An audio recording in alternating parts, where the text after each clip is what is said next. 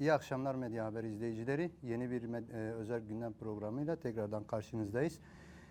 10 Ekim'den itibaren dünya çapında birçok ülkede çok sayıda halktan katılımın sağlandığı Önder Apo'ya özgürlük, Kürt sorununa siyasi çözüm sloganıyla başlatılan hamle sonrasında Rojava Kürdistan'ında da hamle kapsamında birçok eylemsellikler gerçekleştirildi.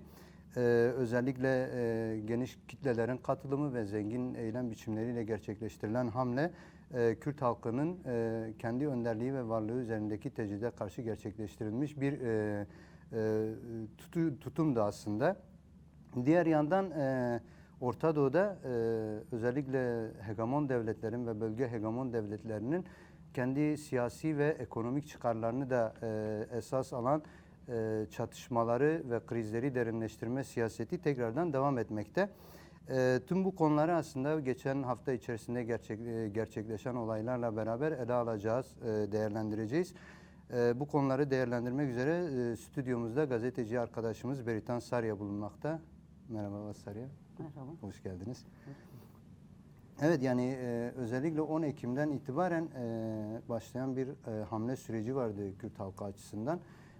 Önderliği özgürleştirme ve Kürt sorununa çözüm başlıklı sloganıyla başlatılan bir hamleydi. Rojava Kürdistan'ında da buna karşılık ciddi eylemsellikler gerçekleştirildi. Öncelikle çadır eylemleriyle başlatılan eylemsellikler, sonra yürüyüşlerle, halk eylemleriyle, seminerler ve eğitim çalışmalarıyla devam etti. En son bir gençlik yürüyüşü oldu. Bu genel anlamda 10 Ekim'le başlayan süreçten itibaren Rojava'da gerçekleştirilen eylemsellikleri bir gazeteci olarak nasıl gözlemlediniz? Halkın katılımı nasıldı? Coşku nasıldı? Eylemsellikler sürecini biraz bize aktarabilir misiniz? Tabii öncelikle şunu belirtmek istiyorum. 74 merkezde başlayan, yani dünya çapında Önder Apo'ya özgürlük, Kürt sorununa çözüm hamlesi çok önemli, değerli, tarihi bir hamle. Aslında insanlığın onuruna, gerçekten kendi varlığını ve özgürlüğünü savunmasına yakışır bir hamle. Bu doğrultuda Rojava Kürdistan ve Rojava Kürdistan bir bileşeni oldu. Kuzey ve Doğu Suriye Demokratik Özerk Yönetim alanlarında da bu hamleye katılma oldu. Hemen hemen tüm örgütler, halk inisiyatifleri bu hamleye katılacaklarını açıkladılar. Ki zaten öncesinde de genel anlamda alanda eylemlikler vardı Önder Apo'nun özgürlüğü için. Bu hamleyle birlikte yeni bir aşamaya girdi. Yani hemen her şehir, bu Rojava Kürdistan şehirlerinden tutalım, Kuzey ve Doğu Suriye'deki Derazor, Tapka, Rakka gibi ağırlıkta Arap halkının olduğu alanlar, Münbiç gibi ağırlıkta Arap halkının olduğu alanlarda hamleye katıldılar kendi özgürlükleri doğrultusunda. Kimi şehirlerde şehir eylemlikleri yapıldı, yürüyüşler hemen her alanda yapıldı. Tüm halklar katılıyor hamleye, onu belirtmek gerekir. Başta kadınlar olmak üzere Araplar, Kürtler, Süryaniler, Ermeniler, Çerkezler, yani yine diğer halklar hep birlikte bu eylemlikler geliştiriliyor. Birçok yürüyüş, panel, çadır eylemi gerçekleştirildi. Bu panellerde, seminerlerde, tartışmalarda hem Orta Doğu'daki sorunlar, Kürt halkı önderi Abdullah Öcalan'ın perspektifleri doğrultusunda yeni gelişen durum, kriz, kaos, çatışma durumu değerlendirildi. Hem de İmralı işkence sistemi, tecrit ve Kürt halkı üzerine uygulanan soykırım, bölge halklarına dönük uygulanan işte birbirine karşı kırdırtma, tüketme saldırıları değerlendirildi. Bu anlamda da çok önemliydi. Bir yanıyla hem genel mücadeleyi büyütme, hem Önder Öcalan'ın özgürlüğünü hedeflemek, ki bu ikisi birbiriyle bağlantılı, biz bunu çok iyi biliyoruz. Hamlesine dönüştürüldü. Gençliğin mesela 3 günlük yürüyüşü vardı. O da çok önemli, coşkulu geçti. 2000 civarı genç katıldı. Bu yine sadece Kürt gençleri değil, yani tüm halklardan gençler, Araplar da, diğer halklardan gençler de katıldılar. Aslında demokratik ulus anlayışını, gençliğin bu demokratik ulus anlayışının bu doğrultuda gelişen sistemin öncüsü olduğunu da gösterdiler. Hem de Önder Öcalan'ın fikirleri doğrultusunda geliştirildi bu sistem. Hem de Önder Öcalan'ı sahiplendiler. Kendi geleceklerini sahiplendiler aslında bir anlamda. Bu önemliydi. Biz biliyoruz ki mesela her alanda yani mesela halklar hep birlikte hem yönetimde yer alıyor hem savunma güçlerinde yer alıyorlar. Özellikle bunun öncülüğünü gençler yapıyor. Bu hamle çerçevesinde gerileye katılımlar da oldu. Çünkü yani hem Rojava parçasındaki Kürtler tüm parçalardaki Kürtlerin kaderinin bir olduğunu, Kürt halk önderi Abdullah Öcalan üzerine, Önder Apo üzerine geliştirilen teröristin Kürt halkına karşı geliştirilen soykırım olduğunu biliyorlar. Hem de bölge halkları kendi geleceğini Kürt halk önderi Abdullah Öcalan'da görüyorlar ve bizi bu doğrultuda da eleştiriyorlar aslında. Neden sadece Kürt halk önderi diyorsunuz, sınırlıyorsunuz, halkların önderidir diyorlar. Yani bu doğrultuda bir katılım gerçekleştirdiler. Gençler gittikleri her alanda halkların büyük coşkusuyla karşılandı. Gecelerde seminerler, paneller, tartışmalar yürüttüler. Onun dışında Demokratik İslam Kongresi'nin bir çalıştayı vardı. Yine tecride ilişkin. Bu bağlamda önemli çalışmalar geliştiriliyor. Ya kadınların çalışmalar oluyor, tartışmalar oluyor bu doğrultuda. Kadınlar da yani sadece Kürt halk önderi ya da halkların önderi olarak değil, alanda kadınlar da Önder Öcalan'ı kendi önderi olarak sahipleniyor. Çünkü kadın özgürlük mücadelesinin Pekke'deki gelişimi, Kürt toplumundaki gelişimini, Orta Doğu'daki gelişimi, özellikle Kuzey ve Doğu Suriye'de kadın mücadelesinin gelişimi, kadının tüm haklarına sahip olması, bunları garantilemesi, bunları yasalarıyla garantilemesi Sayın Öcalan'ın fikirleri, perspektifleri ve projeleri sayesinde oldu. Ki alanda aslında alana dönük çok yoğun saldırılar da var. Yani tüm bu çalışmalar, savunma perspektifi, mevcut Orta Doğu krizine karşı hani savaşın birazdan konuşuruz o konuyu da. Savaşın yoğunlaştığı bir coğrafyada, tam ortada, merkezde olan bir coğrafyada kendi savunmasını güçlendirmek de aynı zamanda kendi özgürlüğüne, aynı zamanda Sayın Önder Öcalan'ın özgürlüğüne de hizmet ediyor. Bu doğrultuda da yani birçok tartışma, çalışma var.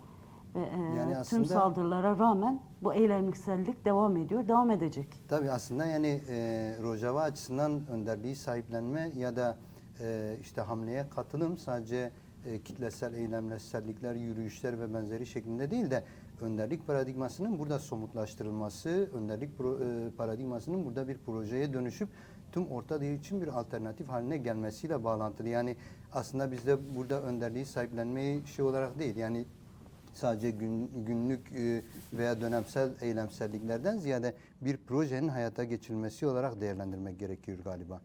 Tabii. Yani şimdi dediğim gibi birazdan da tartışacağız. Yani mevcut Orta Doğu'da model olacak bir sistem. Demokratik ulus ve kadın özgürlüğü. Bu sistem Kuzey ve Doğu Suriye'de pratikleştiriliyor. Evet, eksiklikler var, sorunlar var, saldırılar var. Bir bütünen içeriği dolduruldu mu? Hayır, ama çok büyük bir başarı da kazandı. O kadar saldırıya rağmen her türlü gücün saldırısına, özellikle Türk devletinin soykırım ve işgal saldırılarına karşı da kendi varlığını sürdürdü, genişletti. Bu bir modeldir. Şimdi alanda bunu savunmaya dönük ve sistemini geliştirmeye dönük de çalışmalar var. Birçok çalışma yeniden ele alınıyor. Bu model daha fazla, daha iyi, daha nitelikli, daha işler hale nasıl getirilebilir? Orta Doğu'da bir çözüm modeli olduğu diğer bölgelere, diğer halklara nasıl anlatılabilir ki bunun da çalışmaları yürütülüyor ki zaten alanda da birçok enternasyonist insan var. Sadece savaşa katılmadılar. Gelip bu projeyi inceleyen enternasyonist insanlar var, kadınlar var. Onlar da mesela buradaki bu çalışmalara katılıyorlar. Bu anlamda da bütün hepsi birlikte yürüyor. Aslında hamlenin özüne, hamlenin ruhuna uygun bir biçimde. Evet. Ben onu belirtmek istiyorum. Yani aslında biraz Rojava'yı anlayabilmek için aslında biraz çevreyi tanımak da gerekiyor. Hani Tabii. Rojava'nın bulunduğu coğrafya, Orta Doğu diye tabir ettiğimiz coğrafya şu anda günümüz itibariyle tam bir ateş ortamı, yani tam bir alev yeri. Özellikle Orta Doğu'daki krizli durumu biraz değerlendirmek gerekiyor. Rojava'nın durumunu anlayabilmek için. Özellikle 7 Ekim'le başlayan bir İsrail-Hamas çatışmasıyla başlayan ve Orta Doğu'da gittikçe derinleşen bir kriz süreci var. Acaba biz bu kriz sürecini nasıl yorumlayabiliriz? Bu özellikle şeyle beraber başlayan, bu İsrail-Hamas savaşıyla beraber başlayan kriz sürecini, Orta Doğu'daki kriz sürecini nasıl değerlendirmek gerekiyor? Nasıl ele almak gerekiyor? Aslında Orta Doğu'da kriz yeni başlamadı. Evet. Yani birinci, ikinci, üçüncü, birinci, ikinci Dünya Savaşları belki daha kısa sürede daha fazla güç kullanılarak gelişti. Ama 1990'dan bu yana 3. Dünya Savaşı sürüyor. Yani bunun temel coğrafyası da Orta Doğu. Ki zaten Birinci ve İkinci Dünya Savaşları sonrası Orta Doğu'da oluşturulan bir statiko da var. Ulus devletler şahsında. Yani aslında kapitalizmin küreselleştiği savaşlar. Yani o kapitalizmin ikinci aşamasını, sahnesini ihraç ettiği, ulus devlet modelini ihraç etti. O aşamadan itibaren ciddi bir krizdir aslında. Milliyetçilik, dincilik, cinsiyetçilik geliştiriliyor ve 3. Dünya Savaşı da 1990'larda başladı yani Körfez Savaşı ile birlikte. Belki nükleer güç dengelerinden dolayı daha uzun sürece yayıldı, daha parçalı gelişiyor ama vardı.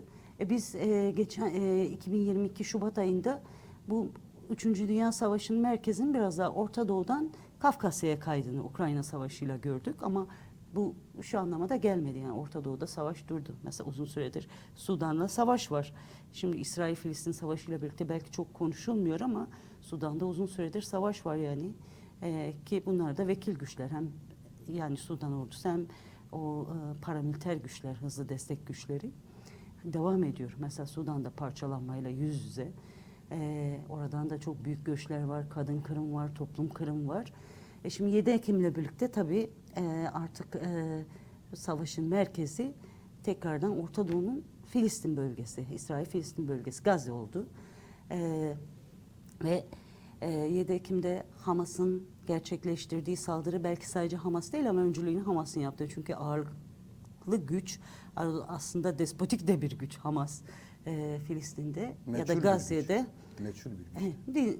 Yani evet yani İsrail'e karşı mücadele ediyor ama cinsiyetçi, milliyetçi, dinci yani sistem güçlerinden aslında çok farkı olmayan bir güç. Onların Filistin'deki mücadeleyi tasfiye edebilmek amacıyla, diğer örgütleri tasfiye edebilmek amacıyla önünü açtığı bir güç. Onun saldırısıyla birlikte İsrail bunu bir fırsat olarak değerlendirdi ve Gazze'yi işgale girişti. Şu anda yaklaşık 2 aydır çok büyük teknik kullanıyor. Bir soykırım yürütüyor. Aslında Gazze'yi tümden işgal etmeye çalışıyor. Yani 15 bin üzerinde insan öldü. Belki 6 günlük bir ateşkes yapıldı, esir takası yapıldı ama 2 gündür savaş yeniden başlamış durumda. 189 insan öldürüldüğü belirtiliyor. 189 Filistinli ki belki daha da fazla Daha bilanço. fazladır sayı. Bu savaş sürüyor. Tabii şimdi mesela evet yani Hamas'ın saldırıda kullandığı güç yani sivilleri katletmesi, katlediş biçimi bu bizim kabul ettiğimiz halkların, kadınların kabul ettiği bir durum değil. Meşru gördüğü bir durum da değil. Fakat orada da yani bölgede de savaş uzun yıllardır var. Yani yaklaşık 1948'den beri Bölge savaş içerisinde. bölge savaş içerisinde sürekli İsrail kendi projesini uygulamaya çalışıyor. Siyonist projeyi uygulamaya çalışıyor. Bu doğrultuda özellikle Hamas'ın çıkışıyla birlikte işte yavaş yavaş onların kendi yaptığı hatalar da vardı. Filistinli diğer güçler, kimi sosyalist güçler, kimi milliyetçi de olsa ama bir nevi bağımsız da sayılabilecek daha Hamas'tan daha aydınlık güçler büyük oranda tasfiye edildi. Güçten düşürüldü. İnisiyatif Hamas'a geçti. Şimdi Hamas'ta demokratik bir güç olmadığı için bir liderlerine bakalım. İran'a, Katar'a ve Türkiye'ye dayamış durumda. Her lideri bir parçaya dayamış durumda. Onlar ekseninde, onların politikaları ekseninde aslında birçok defa çalışıyor. İsrail de bu saldırıyı fırsat bilerek kendi projesini uygulamaya girişti. Şu anda savaş sürüyor çok büyük Aslında şöyle bir benzetme de yapılıyor. Yani 11 Eylül saldırıları Amerika için nasıl bir fırsat olduysa Orta Doğu'ya müdahale etmek için 7 Ekim saldırıları da aynı düzeyde İsrail için aslında kendi projesini Orta Doğu'da uygulamaya geçirmek için bir fırsat oldu. Yani sadece olayı Hamas saldırısıyla bağlantılı mı ele almak gerekiyor? Yoksa İsrail açısından daha önceden planlanmış ya da diyelim İsrail'in daha önceden kendi planlamalarını uygulamak için bir tetikleyici durum mu oldu acaba? Yani yeni bir 11 Eylül'dür dedi Netanyahu. Bu da İsrail'in 11 Eylül'üdür dedi. Yani bunlar tartışmalı, olasılıklar üzerinden tartışılabilir. Şu kesin, 3. Dünya Savaşı'nın bir hamlesidir bu. Şimdi küresel güçler var işin içinde. Bir de bölgesel güçler de var. Şimdi 3. Dünya Savaşı'nın merkezi şu anda İsrail-Filistin Savaşı oldu.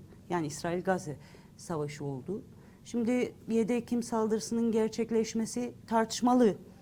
Yani bazıları diyor Mısır istihbaratı önceden İsrail istihbaratını yani Mossad'ı bilgilendirdi. Ciddiye alınmadı. Böyle bir şey de var. Bu da mümkün. Bazıları diyor İsrail buna göz yumdu. Bu da mümkün. Önceden haber alınmış. Ama yani kendi çıkarları doğrultusunda kullanılmak istenilmiş olabilir. Veya haber alınmıştır ama bu kadar büyük bir saldırının geliştirileceği öngörülmemiştir. Fakat yani şu bir gerçeklik yani. Mesela ihtimaller. Mesela Sayın Duran Kalkan da değerlendirmişti PKK Yürütme Komitesi üyesi. Yani ABD'nin Türkiye'yi bir şekilde provoke ettiği, Türkiye'nin Hamas'ı yönlendirdiği ve aslında Amerika'nın Orta Doğu'daki planlarını gerçekleştirmek üzere bu savaşın hazırlandığı. Bu da bir ihtimal. Bir diğer ihtimal, şimdi Türkiye bence bu işin içinde kesinlikle var yani. Özellikle dinci örgütler gündemde oldu mu Türkiye'nin düşünülmemesi biraz aslında Tabii bir şey tabii. oldu. Yani bir şekilde Türkiye bu işin içinde. Çatışmadan da besleniyor, kendi projesini uygulamaya çalışıyor. Diğer bir ihtimal ki ben bu ihtimali de önemli buluyorum. Yani Türkiye, Rusya, İran hattı. İran ne kadar bu işin içinde yani aslında esas İran hedef gösterilmeye çalışıldı bu güçler tarafından ama İlk günden itibaren. Hamas'tan bazı kişiler işte İran'a teşekkür ediyoruz. O bir yönlendirmeydi. Ben dışında olduğunu da düşünmüyorum ama ne kadar içinde, Türkiye kadar içinde mi bilmiyorum. Ama esas da Türkiye bu işin içinde. Türkiye'nin bir yönlendirmesi var. Bu aslında biraz da yani 3. Dünya Savaşı dediğimiz şey de yani bu güçler işte küresel hegemon güçler, ABD öncülüklü, yine yerel bölgesel güçler, bunlar da egemen güçler yani. Çıkar çatışmasındalar yani enerji yolları üzerine mesela Çin'de ABD arasında bu konuda ciddi bir rekabet var. Enerji yolları, yeraltı yerüstü kaynakları, bölgenin yine her şeyine kadar ticaret yolları bir çatışma içerisindeler. Bu doğrultuda projeleri var. Ekonomik projeleri var. Mesela ben onu ifade etmek istiyorum. Bilmiyorum vakit varsa. Oraya geçmeden önce şeyden bahsettiniz, bölgesel güçlerden bahsettiniz. İran ve Türkiye'den bahsettiniz.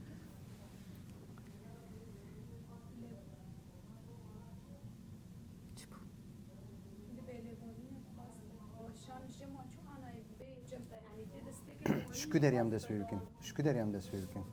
Şu deri kutbuya. Şu deri kutbuya, şu deri kutbuya. Abdu şu deri kutbu.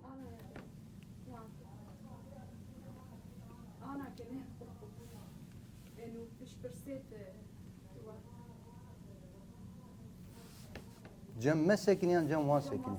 Cem van sekini.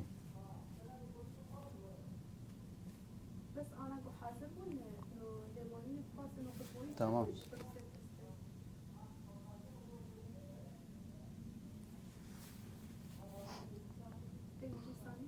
Benci saniye.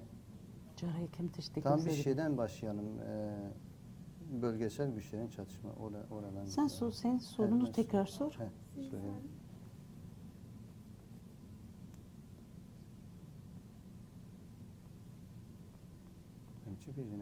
Teknik bir araziden dolayı yayınımız kesildi.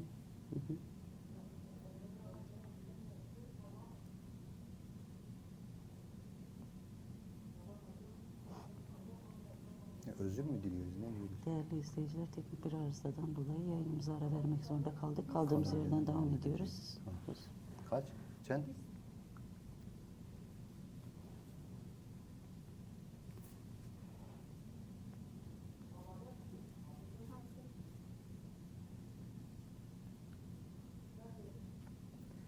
Değerli izleyiciler, teknik bir arızadan dolayı yayınımıza bir süre ara vermek zorunda kaldık. Sizden de özür diliyoruz tekrardan. Kaldığımız yerden tekrardan devam ediyoruz.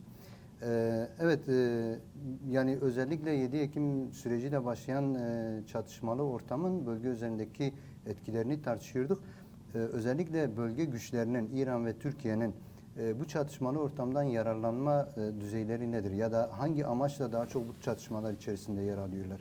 Özellikle biz Türkiye'den bir başlayalım. Yani mesela Türkiye'nin Hamas'ı desteklemesi, İsrail'le olan ilişkilerini sürdürmesi, bir ara aracı olmaya çalışıp da aslında daha sonra Katar'ın aracı yapılması, bu durumlar içerisinde Türkiye'nin pozisyonu nedir acaba? Aslında onu açabilmek için biraz öncelikle şuna değinmem gerekiyor. NATO toplantısını hatırlayacak olursak NATO zirvesi Rusya ve Çin hedef gösterilmişti. Rusya da zaten hegemonik yayma planları var. Orta Doğu'da inisiyatifi var ama Ukrayna Savaşı ile birlikte epey meşgul edildi. Epey hırpalandı da ama yine Çin'in Orta Doğu'ya ilgisi arttı. 2013'ten bu yana uyguladığı Kuşak Yol projesi var. Kapsamlı bir proje. 155 ülkeyi kapsıyor. Çok büyük trilyon dolarlar yatırım var. Aslında ABD ile küresel anlamda ticari olarak rekabet durumuna geldi. O proje konusu önemli. Türkiye'nin mesela bu projeye uyum çabaları var. Ben onu ifade edeyim. Yani bu proje kapsamında birçok proje var zaten. Çin'in Kuşak Yol proje kapsamında 2013'te başlamış, 2049'da biteceği hesaplanıyor. Birçok proje var. Bunlardan Ortak Kuşak projesi zaten Orta Koridor projesi Türkiye'yi de kapsıyor. İşte Çin'den geliyor, Özbekistan, Kazakistan, işte Azerbaycan, Türkiye, oradan Avrupa'ya açılıyor. Bir de mesela Türkiye buna alternatif olarak mesela şeyi belirtti. Aslında daha öncesinden de vardı. Bu da 2005'te oluşturulmuş bir proje. Kazimi döneminde de bunun tartışmaları vardı. Irak Kalkınma Yolu projesi. İşte Mayıs ayında Sudan hükümetiyle bu konuda anlayış birliğine varıldı.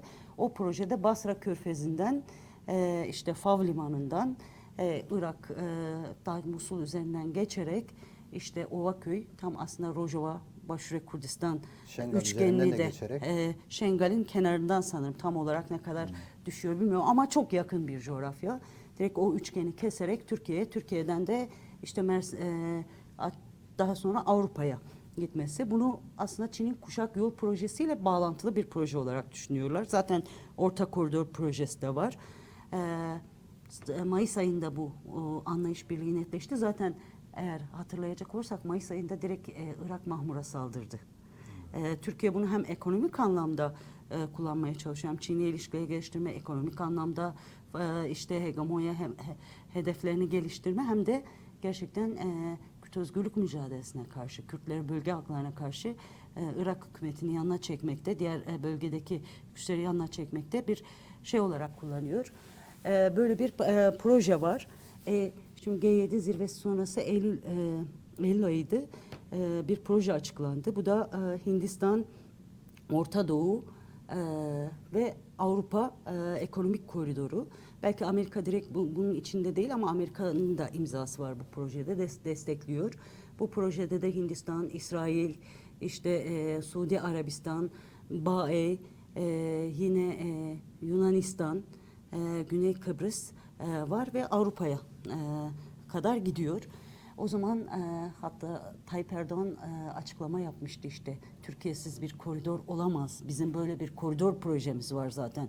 Türkiye bypass edilerek hiçbir koridor gerçekleştirilemez. Ben Türkiye'nin aslında bir bakıma bununla da bağlantılı olarak da bu şeyi kışkırttığını düşünüyorum. Hamas'ı kışkırttığını, yönlendirdiğini düşünüyorum. Tabii tek nedeni bu değil. Türkiye, Tayyip Erdoğan savaştan, kaostan besleniyor. Yani nerede çatışma çıkarırsa zaten hem kendisi de orada bir işgalci güç olarak inisiyatif almaya çalışıyor. Biraz önce belirttiğim gibi garantör olmak istedi. Evet. İşte zaten Türkiye biliyorsun İsrail ilk tanıyan Müslüman ülke ama sürekli İsrail-Filistin çatışmalarında da sanki Filistin taraftarı gibi sesler yükseltiliyor, yüksek perdeden atılıp tutuluyor.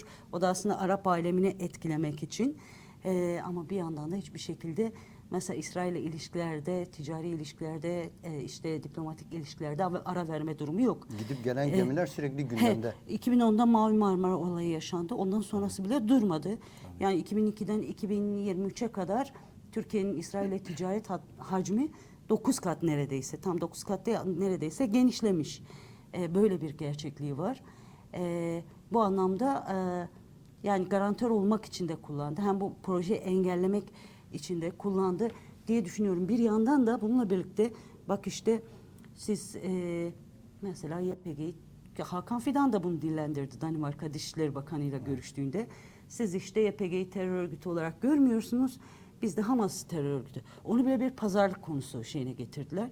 Bugünlerde Erdoğan da söylüyor bunu. Aslında tamam işte siz YPG'yi tanımıyorsunuz terör örgütü olarak, biz de gelin siz de YPG'yi terör örgütü olarak tanıyın ki zaten giderek Rojava'ya dönük saldırıları da artırıyorlar. Kürtleri ezmek için de bunu bir fırsat, diplomatik fırsat olarak değerlendirmeye çalışıyor. Krizden, kaostan Kürt soykırımını geliştirmek için yararlanmak istiyor. Her dönem bu oldu politikası. Evet. Böyle bir politika izliyor. Bu anlamda Türkiye bunu sürdürüyor yani. Sen biraz önce söyledin. Bugün bir haber vardı. Termaller gitmiş. Yani Yani Türkiye'nin sürekli İsrail'le ilişkileri ekonomik açıdan ve evet. kültürel açıdan Ama bu da savaş birçok- sürecini ele alalım. 7 Ekim'den bu yana ilk başta böyle daha farklı bir tutum izledi Erdoğan ama sonrasında direkt Hamas'ı sahiplendi. 7 Ekim'den bu yana da hiç durmamış. Yani Burak Erdoğan'ın gemileri gidiyor İsrail'den mal yüklüyor, işte bilmiyorum Florida'ya götürüyor. Evet. Türkiye İsrail'in çeliğinin %64'ünü karşılıyor. Bu çelik Filistinlilere atılan roketlerde, bombalarda olarak. kullanılıyor. İsrailli pilotlar Konya'da eğitiliyor. Yani bu anlamda bir de Hamas'ın mevcut durumunu düşünelim. Hamas cinsiyetçi, milliyetçi, dinci bir güç. İsrail'in ne kadar dinci ise, Siyonistse Hamas da aynı şekilde. Aslında birbirini yok etmeye çalışan, halkları tüketen, hem İsrail halkını hem de Filistin halkını tüketen bir çatışma içerisindeler. Erdoğan'ın Hamas'ı sahiplenmesi aslında Filistin'deki mücadeleye de zarar veriyor. Filistin halkının haklı meşru mücadelesine de zarar veriyor. Böyle bir gerçekliği var. Peki bu çatışmalar içerisinde İran'ın rolünü nasıl görmek gerekiyor? İlk günden itibaren aslında biraz İran'da hedef yapılmak istendi. Hatta ilk çatışmaların başladığı günde Hamas İran'a desteklerinden dolayı teşekkür etti ama İran tam bir karşıtı açıklama yaparak biz bu işte yer almıyoruz, bizim haberimiz yoktur dedi. Aslında bunu şey yaptı. Amerika da buna dönük bizim elimizde İran'ın bu çatışmalarda, bu saldırılarda parmağının olduğuna dönük bir ispatımız yok şeklinde bir açıklaması oldu. İran'ın acaba bu çatışmayla bir çatışma ortamına mı çekilmek istendi yoksa İran vardı da kendini mi gizledi? Yani onu tümden yoktu diyemem. Tümden vardı da diyemem. Bir şekilde var yani bu çatışmadan bir şekilde o da fayda sağlıyor ama kontrollü yürümesinden fayda sağlıyor. Yani ne Amerika bu çalışmanın kontrolünden çıkmasını istiyor. Hani bu savaşın, bu harekatın Amerika için de aslında kendi projesini uygulamak için bir fırsat belki bu. Ya da yani böyle bir hamle geliştirildiyse de projemi gerçekleştirebileyim, önünde engel olunmasın diye karşı güçlere cevap veriyor. Biliyoruz yani Akdeniz'e o kadar savaş gemisi yolladı, tehdit etti. İran'da yüksek perdeden konuştu, savaş gerekçesidir falan. Ama bir şey yapmadı sonuçta. Vekil güçleri aracılığıyla işte Irak'ta bir takım güçleri var, Hizbullah var Lübnan'da. Suriye'deki milislerini çekti sınır bölgelerine ve Lübnan'a.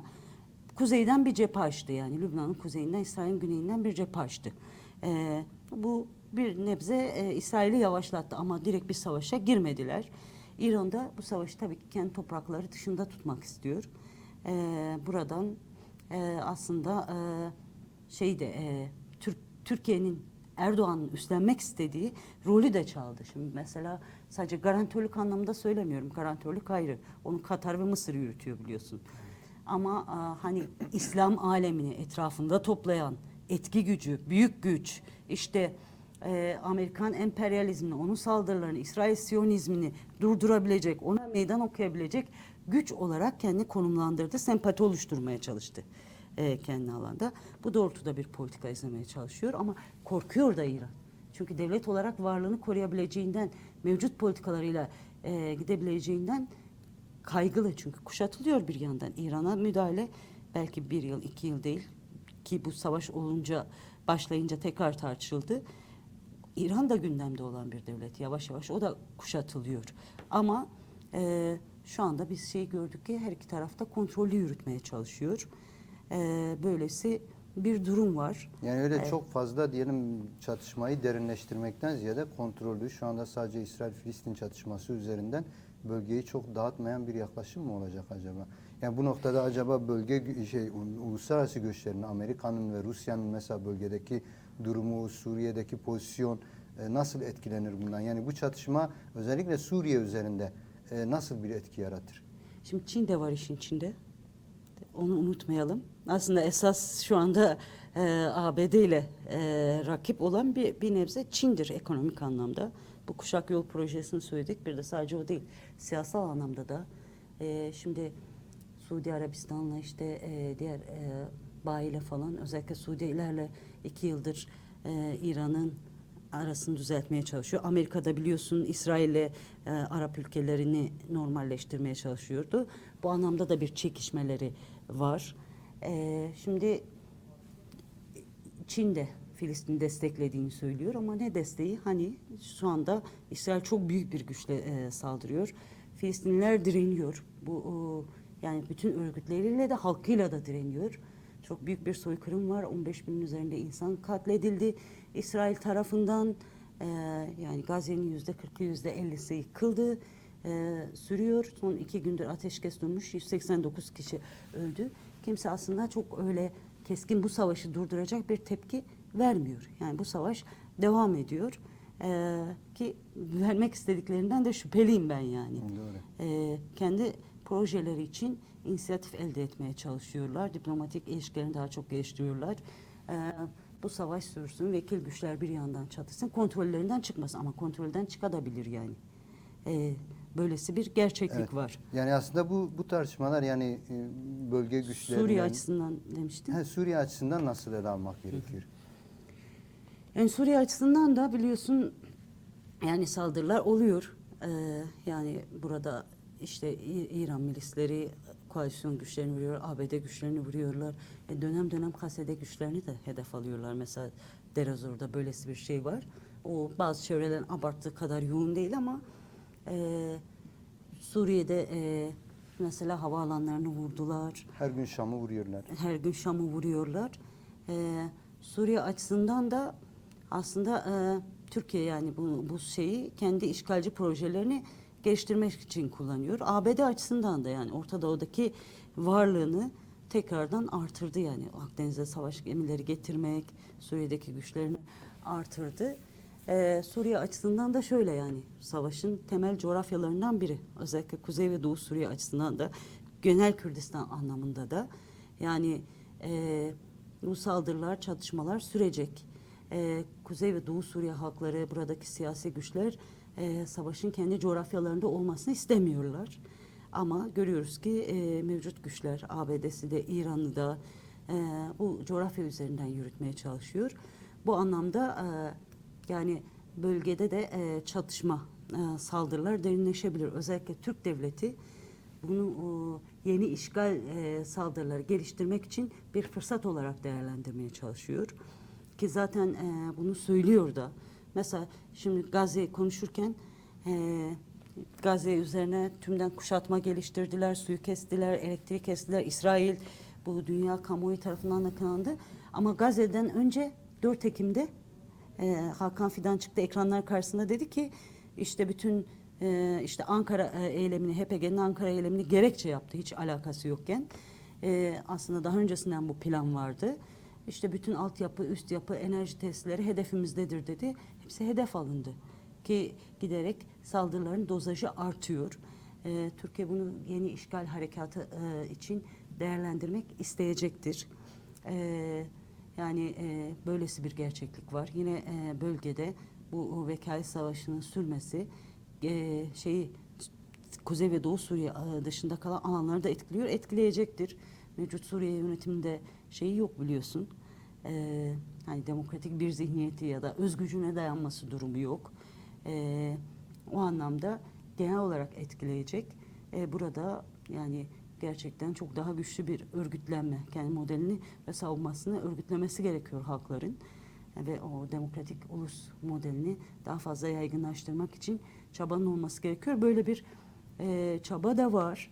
Bir diğer nokta, ben biraz kısaca Rusya'ya da değinmek istiyorum. Buyur. Ondan sonra biz bir diğer konuya geçelim. Hı hı. Yani Rusya'nın da işine yaradı aslında bu savaş. Bence yani. Şimdi bakıyorsun biraz rahatladı yani Ukrayna Savaşı'nın konusunda. Yine o kutuplar bölgesinde yeniden mesela Çin'le de ilişkilerini geliştirerek aslında diğer Avrupa, Doğu Avrupa ülkelerinde yeniden o eski ittifaklara çekmeye çalışıyor bir nebze. Her şeyle olmasa da bazı birlikleri çekmeye çalışıyor.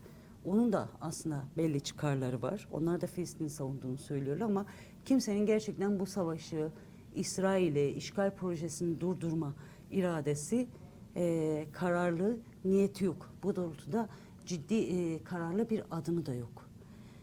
Yani daha çok kendi çıkarlarını gerçekleştirme, savaşı kendi evinden uzak tutma, belli bölgelere kilitlenme ve kendi projesini geliştirme yaklaşımları var. Ama kontrollerinden de çıkabilir. Ki kontrollerinden çıkma derken onların farklı ülkeler açısından, bir Lübnan açısından düşünecek olursak, hani Lübnan savaşa girmedi ama Hizbullah cevap veriyor. Karşılıklı şeyler var. Bundan öncesinde de vardı. 7 Ekim öncesinde de. Ama yani Gazze için, Filistin halkı için durum öyle değil. Çok büyük Her gün bir katliam işgal yaşanıyor. saldırısı, soykırım var. Aslında büyük bir direniş de var. Gerçekten o halkın oradaki direnişini, topraklarında kalma ısrarını da görmek gerekiyor. Hamas'ı her ne kadar meşru bulmasak da, eleştiriyor da olsak, sadece Hamas değil orada.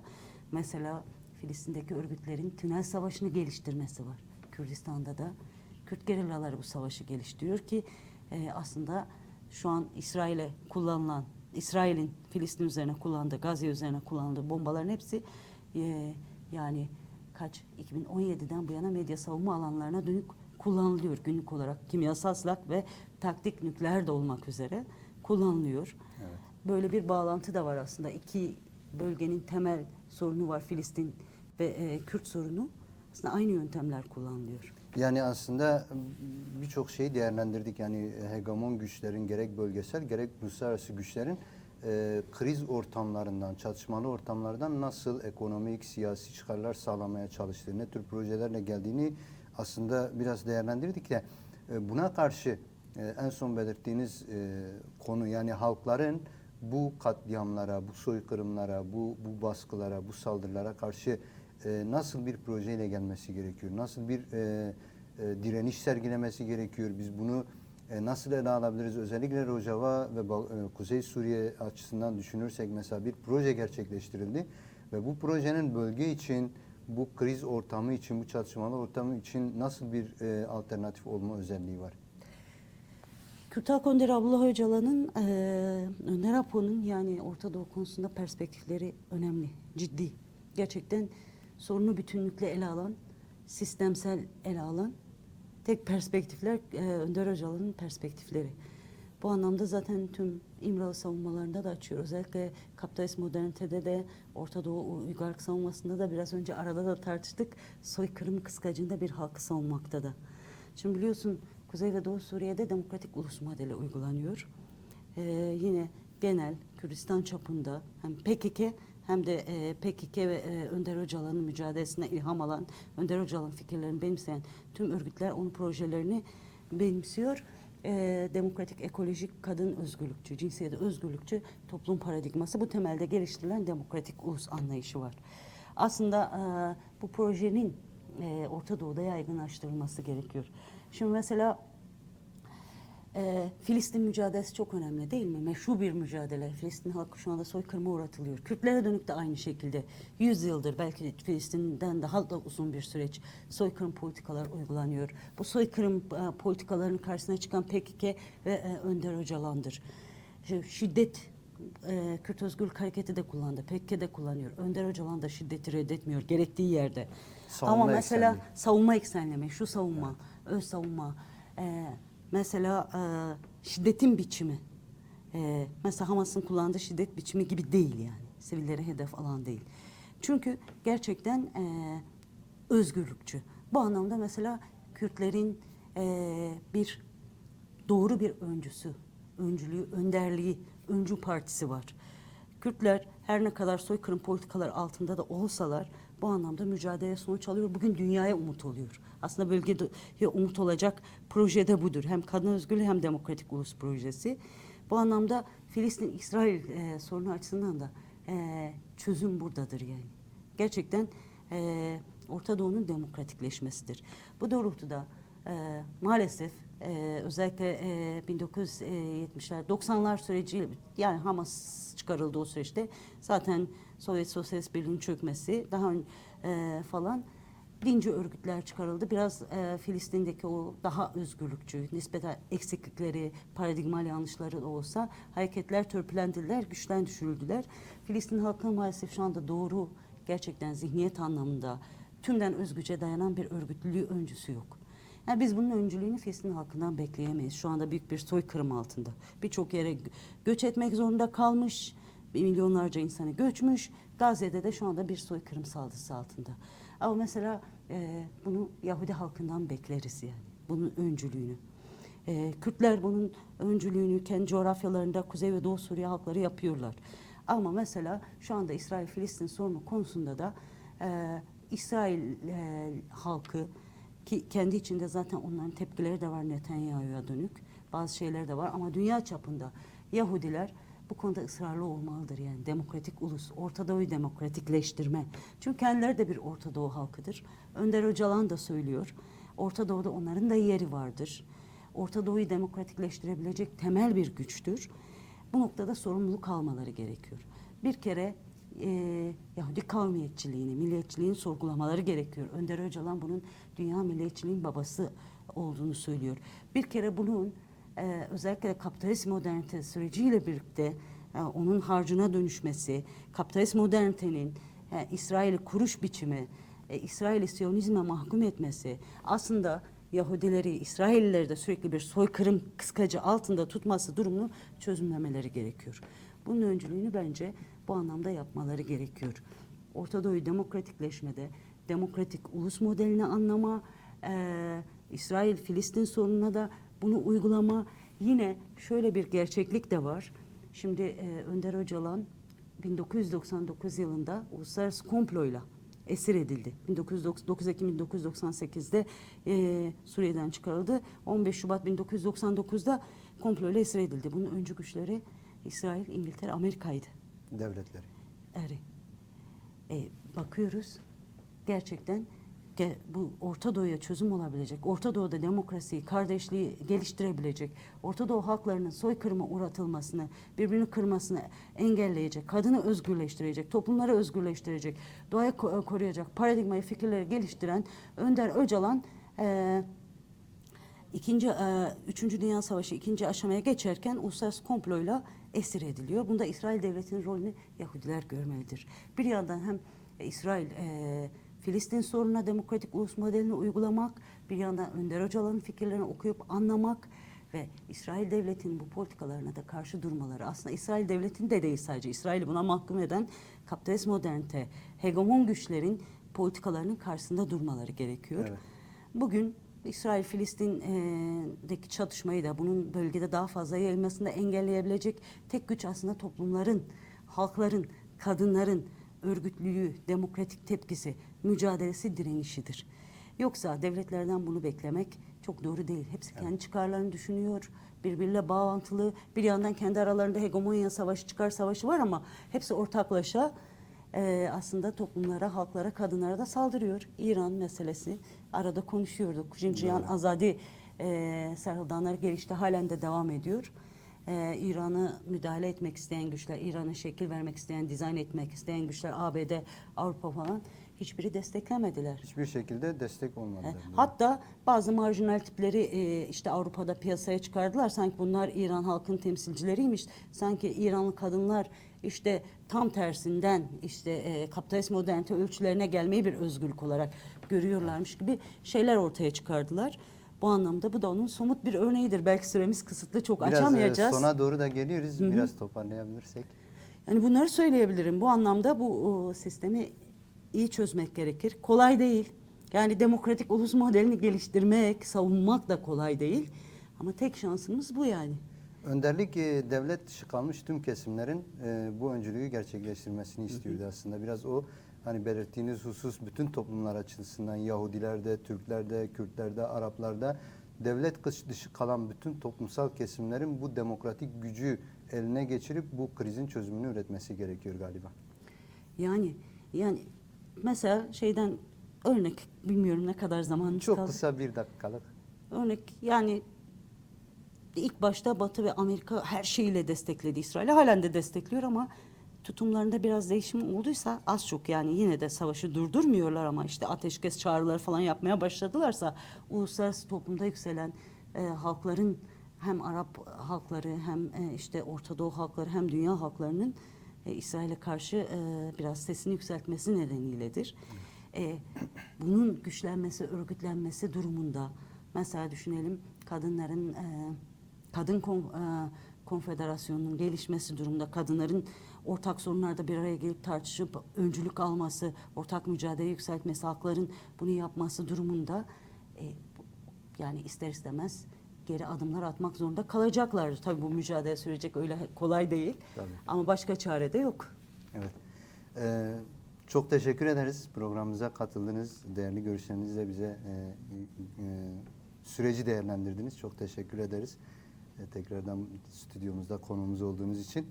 Ben Evet, teşekkür ediyorum. Medya Haber izleyicileri, bugün de özel gündem programımızın sonuna geldik. Bir dahaki programa kadar görüşmek üzere. İyi akşamlar.